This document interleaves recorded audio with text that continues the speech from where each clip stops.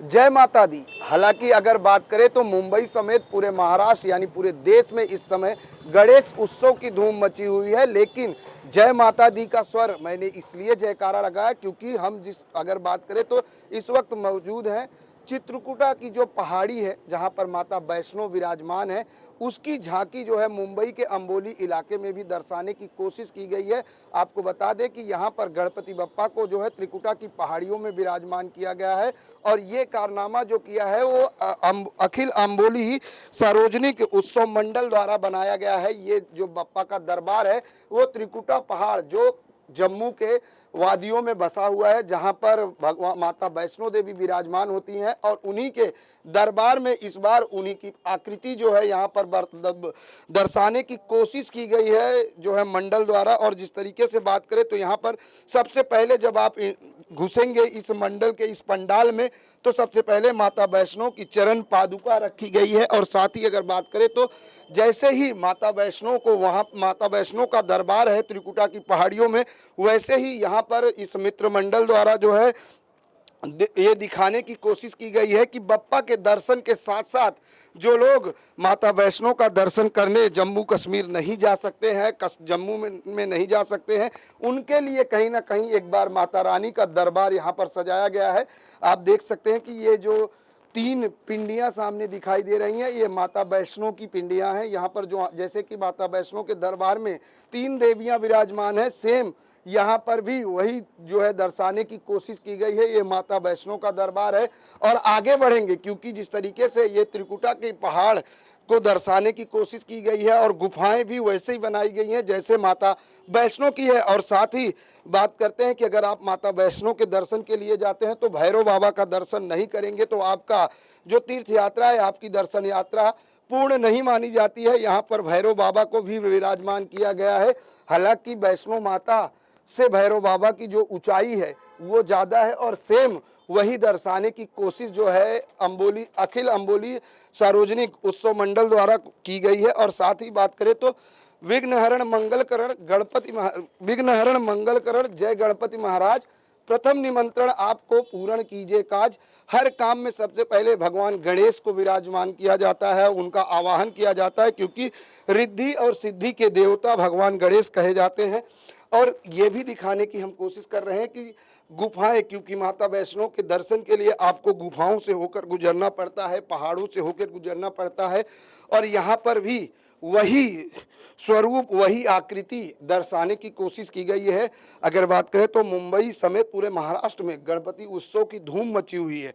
हर जगह पर अलग अलग तरीके से बप्पा को विराजमान किया गया है और ऐसे में अंधेरी पश्चिम के अंबोली इलाके में ये अनोखे तरीके से बप्पा का पंडाल सजाया गया है और जो कोशिश की गई है कि बप्पा को जो है त्रिकुटा की पहाड़ियों में विराजमान किया जाए, क्योंकि अक्सर हमने देखा है कि अलग अलग आकृतियों में बप्पा को विराजमान किया गया है और स्टेप बाय स्टेप ये गुफाएं बनाई गई हैं। जैसा कि हम आपको दिखाने की कोशिश कर रहे हैं कि किस तरह से हम करीब 2 महिला जो है मंजिला नीचे अब बप्पा के दरबार में पहुंचने वाले हैं और बप्पा का दरबार काफ़ी धूमधाम से सजाया गया है क्योंकि मन्नतों के देवता भगवान गणेश हैं, रिद्धि सिद्धि के देवता भगवान गणेश हैं।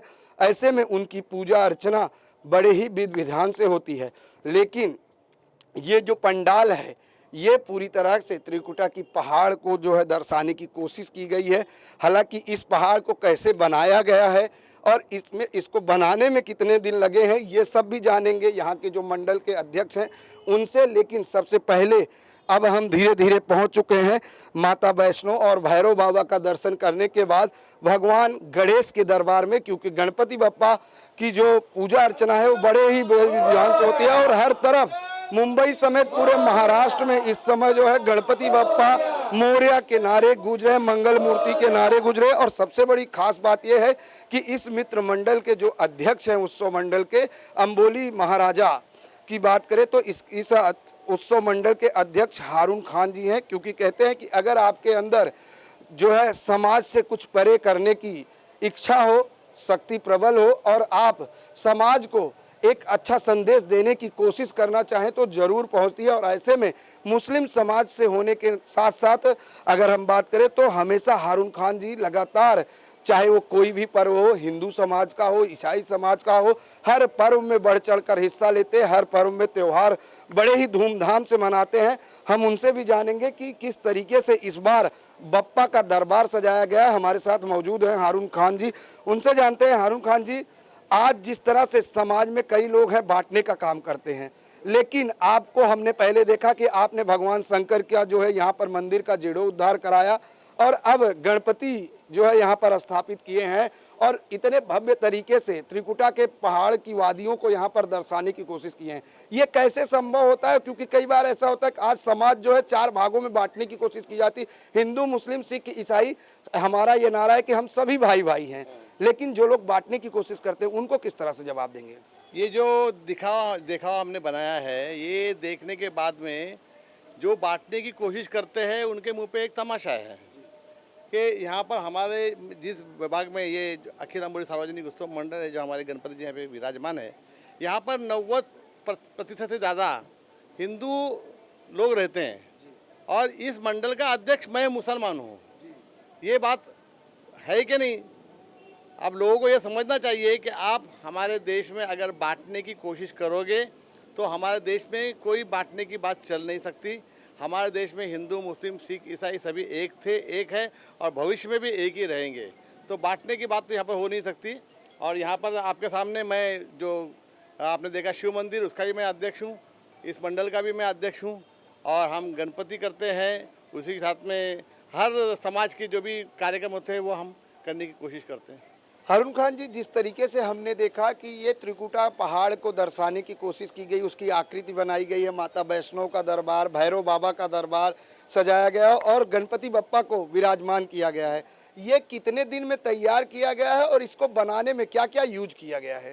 ये लगभग 1 महीने में तैयार हुआ है और इसको बनाने में फल्ली, जो लकड़ी की फल्लियाँ होती है वो, आई बीम, MS के आई बीम और जो कपड़ा जो है वो लगाया गया है और वो कपड़े के ऊपर कलर किया गया है, जिससे ये एक भव्य ऐसा गुफा लगे।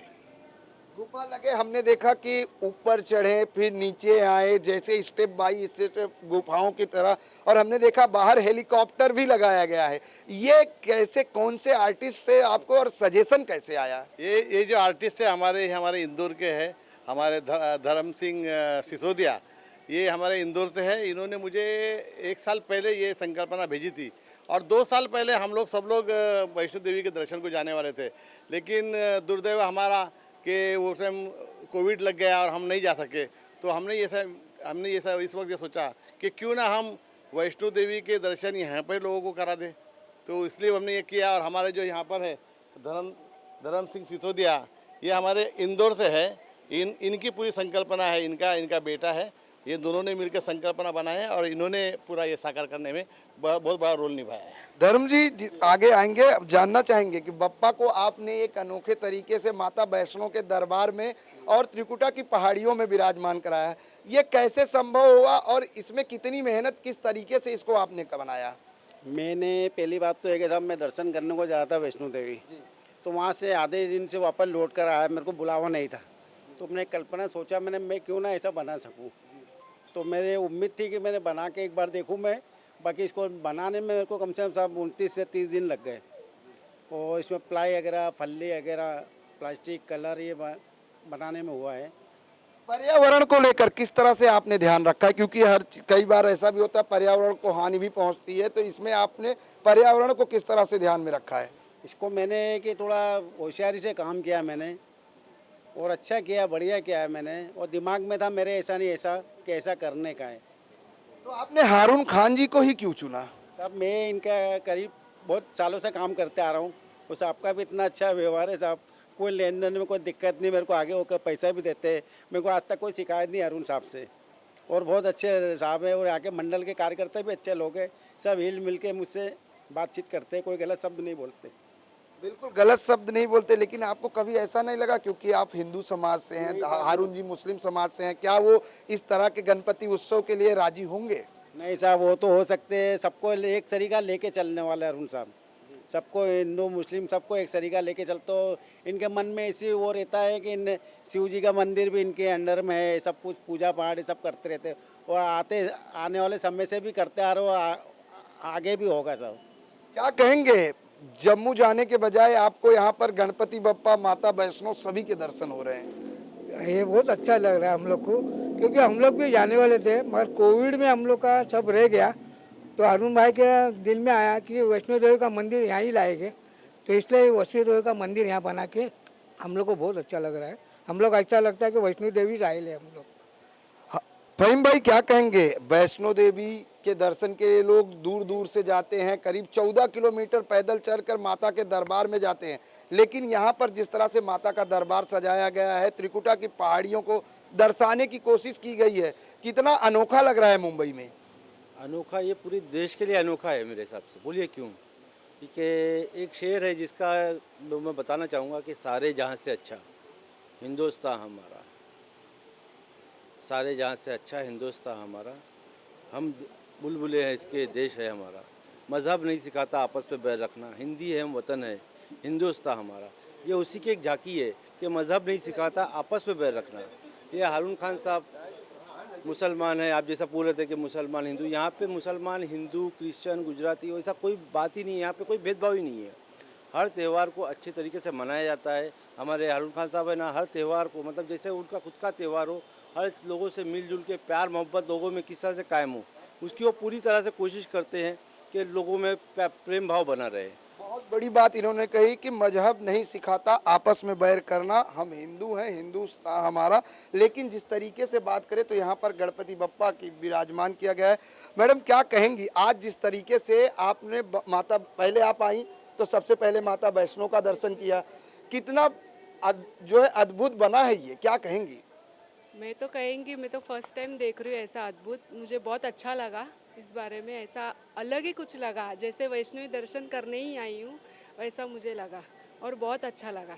बहुत अच्छा लगा बप्पा के दर्शन करके और माता वैष्णो का दर्शन करके। अंबोली जैसे इलाके में जो है कहीं ना कहीं वैष्णो देवी के दर्शन की फील हुई?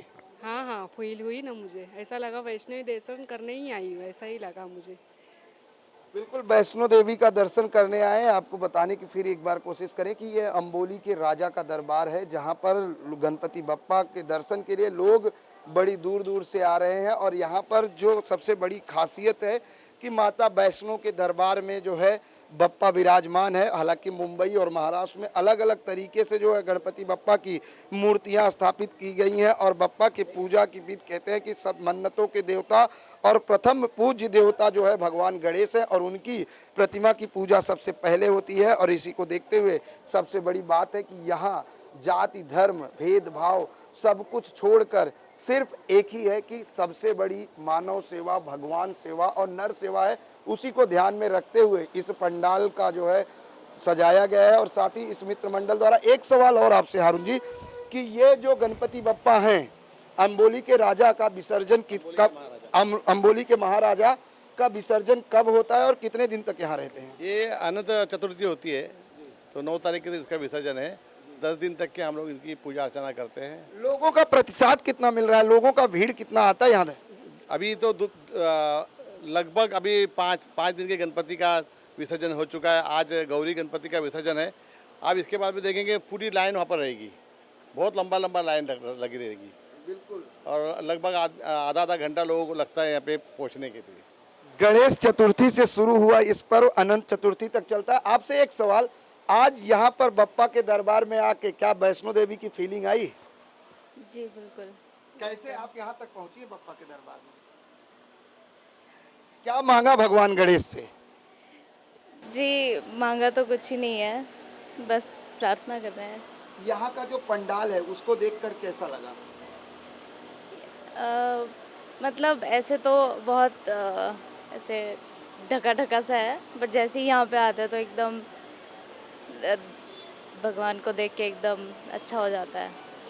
बिल्कुल, जिस तरीके से हर कोई जो है भगवान के दरबार में आने के बाद नतमस्तक हो जाता है। और जैसे यहाँ पर गणपति बप्पा का दर्शन करने लोग भले ही ऊंचाई से चढ़कर आते हैं, लेकिन जब बप्पा के दरबार में पहुँचते हैं तो उनकी सारी थकान दूर हो जाती है और हर तरफ भगवान बप्पा की गणेश की जो जयकारे की बात करें तो पूरे देश में इस समय गणपति बप्पा मोरया के नारे जो है गूंज रहे हैं और भगवान गणेश की पूजा अर्चना बड़े ही हर्षोल्लास के साथ और धूमधाम से पूरे देश में की जा रही है। कैमरामैन देवानंद सिंह के साथ प्रदीप शर्मा, इन 24 न्यूज, मुंबई।